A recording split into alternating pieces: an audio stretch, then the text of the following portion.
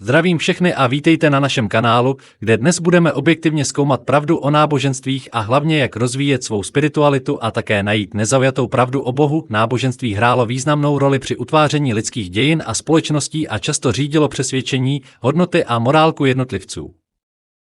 V průběhu historie však bylo náboženství také středem mnoha konfliktů a válek. I když je důležité přiznat, že ne všechny války jsou způsobeny pouze náboženstvím, nelze popřít, že náboženské rozdíly podnítily mnoho násilných konfliktů a válek po celém světě. Jedním z hlavních důvodů, proč bylo náboženství katalyzátorem konfliktů, jsou hluboce zakořeněné názory a přesvědčení spojené s náboženskou vírou. Když jednotlivci věří, že jejich náboženství je jedinou pravou vírou nebo že jejich způsob uctívání je lepší než ostatní, může to vést k pocitům nadřazenosti a spravedlnosti. To může vytvořit pocit mentality my versus. Někde jsou lidé různých vyznání považováni za outsidery nebo dokonce za nepřátele. Dalším faktorem, který přispívá ke konfliktům a válkám, je náboženský extremismus. Když jednotlivci nebo skupiny vykládají své náboženské učení extrémním a násilným způsobem, může to vést k teroristickým činům, útlaku a pronásledování. Extremistické skupiny často používají náboženství jako ospravedlnění svých činů a tvrdí, že plní vůli svého božstva nebo bojují za vyšší věc. Historicky bylo mnoho válek vedeno ve jménu náboženství. Křížové výpravy byly například sérií náboženských válek vedených křesťanskými mocnostmi proti muslimským územím na Blízkém východě. V nedávné době byly sektářské konflikty na Blízkém východě mezi sunnickými a šíitskými muslimy přiživovány náboženskými rozdíly a mocenskými boji. Je důležité poznamenat, že náboženství samo o sobě není násilné. Mnoho náboženských učení podporuje mír, lásku a soucit s druhými. Když je však náboženství manipulováno a překrucováno pro politické nebo ideologické účely, může se stát mocným nástrojem pro podněcování konfliktů a ospravedlňování násilí. Závěrem lze říci, že zatímco náboženství má potenciál sjednocovat komunity a poskytovat jednotlivcům pocit identity a účelu, bylo také v historii zdrojem rozdělení a konfliktů.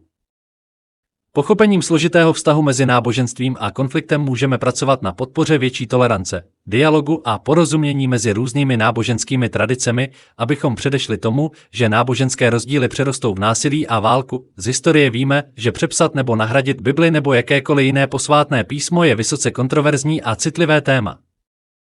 Všechny mají významný náboženský a kulturní význam pro miliardy lidí na celém světě a jakékoliv navrhované změny by se pravděpodobně setkaly se silným odporem a kritikou. Je důležité si uvědomit, že například Bible je pro mnoho jednotlivců a náboženských komunit posvátným textem a slouží jako základ jejich přesvědčení a praktik. Ke všem pokusům o přepsání nebo nahrazení Bible by bylo třeba přistupovat s velkou opatrností a ohleduplností k náboženskému cítění a tradicím těch, kdo ji mají v úctě. Přepisování nebo nahrazování Bible může být konstruktivnějším přístupem zapojit se do vědeckého studia a dialogu, abyste lépe porozuměli historickému kontextu, kulturním nuancím a interpretacím textu. To může jednotlivcům a komunitám pomoci prohloubit jejich pochopení složitosti a mnohostranné povahy Bible, aniž by nutně měnili její obsah. Kromě toho může podpora mezináboženského dialogu a porozumění pomoci posílit vzájemný respekt a uznání pro různé náboženské tradice a texty, včetně Bible. Zapojením se do uctivých rozhovorů a učením se z perspektiv jeden druhého mohou jednotlivci pracovat na budování mostů porozumění a tolerance napříč náboženskými rozdíly.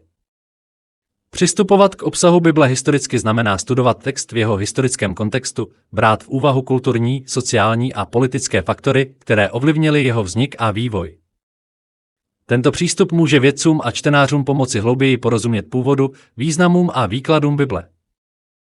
Zde je několik klíčových způsobů, jak historicky přistupovat k obsahu Bible.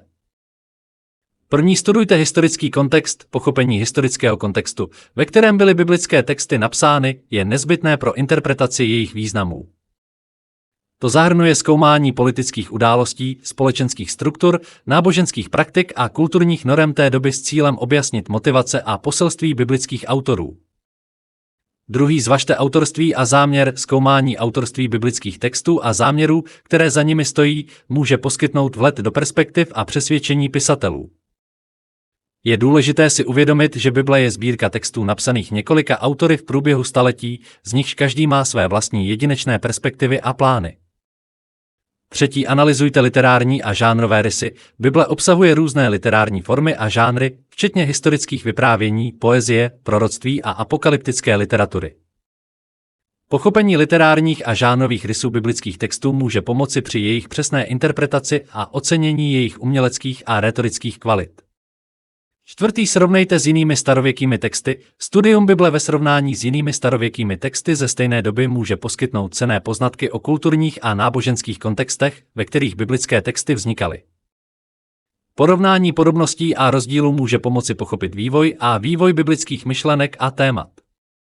Pátý, prozkoumejte archeologické a historické důkazy. Archeologické objevy a historické záznamy mohou pomoci potvrdit nebo poskytnout kontext událostí, lidí a míst zmíněných v Bibli. Integrací archeologických a historických důkazů s biblickými texty mohou učenci vytvořit komplexnější obraz starověkého světa. Šestý, uznejte interpretační tradice. Bible byla v průběhu historie různými komunitami a tradicemi vykládána a chápána různými způsoby. Je důležité být si vědom různých interpretačních tradic, které formovaly naše chápání Bible, a přistupovat k textu s kritickým, ale respektujícím pohledem. Historický přístup k obsahu Bible vyžaduje multidisciplinární a nuancovaný přístup, který bere v úvahu složitost textu a jeho historický kontext. Zapojením se do historického studia a analýzy mohou čtenáři prohloubit své porozumění Bibli a ocenit její trvalý význam napříč kulturami a generacemi. Zapojení se do objektivního studia Bible nezávisle na vlivu církví může poskytnout cenné poznatky a pohledy, které nemusí být v náboženském kontextu tak zřejmé. Přistupovat k Bibli s kritickým a odborným myšlením umožňuje nestrannější zkoumání textu, jeho historického kontextu a jeho interpretací. Zde je několik důvodů, proč může být nezávislé studium Bible užitečné. První, akademická přísnost. Nezávislé studium Bible umožňuje akademickou přísnost a kritickou analýzu textu bez omezení doktrinálních přesvědčení nebo předsudků. Učenci mohou používat vědecké metody, jako je literární analýza, historický výzkum a textová kritika, aby získali hlubší porozumění obsahu a kontextu Bible. Druhý, svoboda bádání. Nezávislé studium Bible poskytuje svobodu zkoumat různé interpretace a perspektivy, aniž byste byli vázáni učením nebo doktrínami konkrétní církve nebo náboženské tradice. To může vést k otevřenějšímu a komplexnějšímu zkoumání textu. Třetí, rozšířené perspektivy. Nezávislým studiem Bible mohou jednotlivci získat přístup k široké škále vědeckých výzkumů, historických souvislostí a alternativních výkladů, které nemusí být v konkrétní náboženské komunitě zdůrazňovány. To může vést k jemnějšímu a mnohostrannějšímu porozumění textu. U porozumě 4. Osobní zkoumání. Nezávislé studium Bible umožňuje jednotlivcům zapojit se do textu na osobní úrovni a zkoumat jeho témata, poselství a učení způsobem, který je pro ně smysluplný. To může vést k hlubšímu pocitu osobního propojení a reflexe textu. Pátý, dialog a diskuse. Zapojení se do nezávislého studia Bible může podpořit dialog a diskusi s ostatními, kteří mohou mít různé pohledy nebo výklady. To může vést k obohacujícím rozhovorům, vzájemnému učení a hlubšímu uznání rozmanitosti způsobů, jakými je Bible chápána. I když nezávislé studium Bible může nabídnout mnoho výhod, je důležité si uvědomit, že studium Bible v rámci náboženské komunity může také poskytnout cenné poznatky, duchovní vedení a pocit společenství a sounáležitosti. Oba přístupy mají své silné stránky a omezení a jednotlivci se mohou rozhodnout, že se budou Bibli zabývat způsoby, které jsou pro ně smysluplné a obohacující. Učenci zkoumali a studovali starověké posvátné spisy a náboženství pomocí různých interdisciplinárních přístupů a metod. Studium starověkých textů a náboženství zahrnuje kombinaci historických, literárních, archeologických a srovnávacích analýz s cílem získat hlubší pochopení víry, praktik a kulturních souvislostí těchto starověkých tradic. Zde je několik klíčových způsobů, jak učenci zkoumali starověké posvátné spisy a náboženství.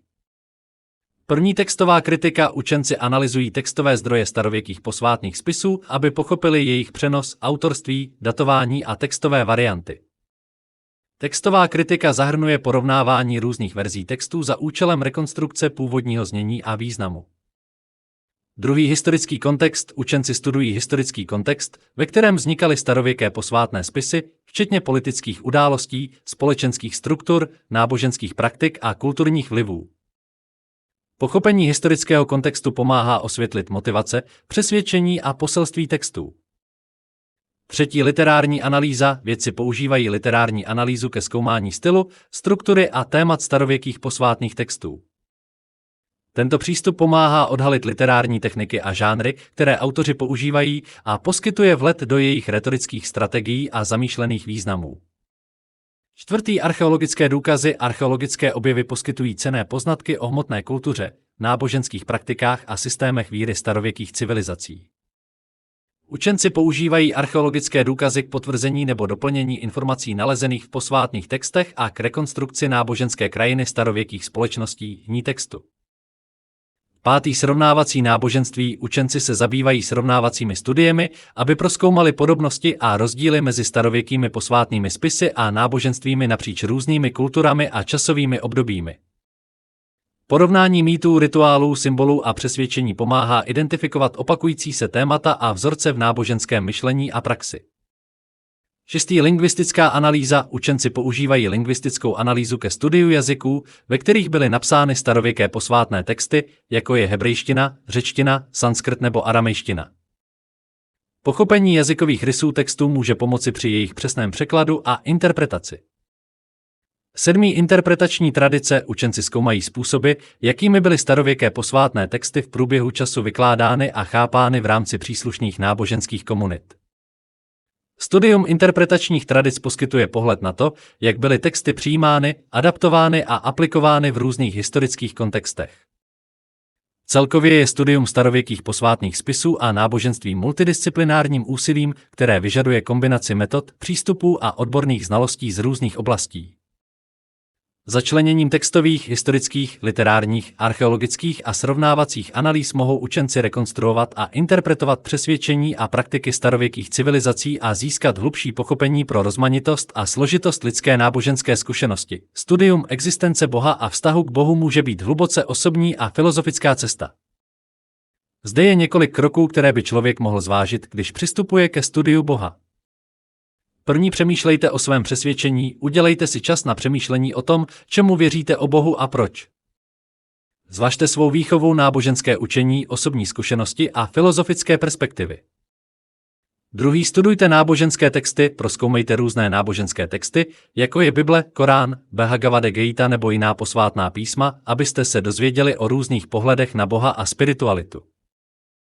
Třetí, zapojte se do filozofického bádání, ponořte se do filozofických argumentů pro a proti existenci Boha, jako jsou argumenty kosmologické, teleologické a ontologické.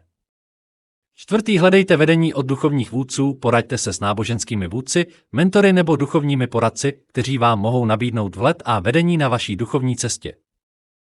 Pátý, cvičte meditaci a modlitbu, zapojte se do praktik, které pomáhají kultivovat pocit spojení s božským, jako je meditace, modlitba nebo všímavost. Šestý, mějte otevřenou mysl, přistupujte ke svému studiu Boha se zvědavostí, pokorou a otevřenou myslí. Buďte ochotni objevovat nové nápady a perspektivy. V konečném důsledku je studium Boha osobní a celoživotní cestou, která může vést k většímu sebeuvědomění, spojení s božským a hlubšímu pochopení tajemství existence.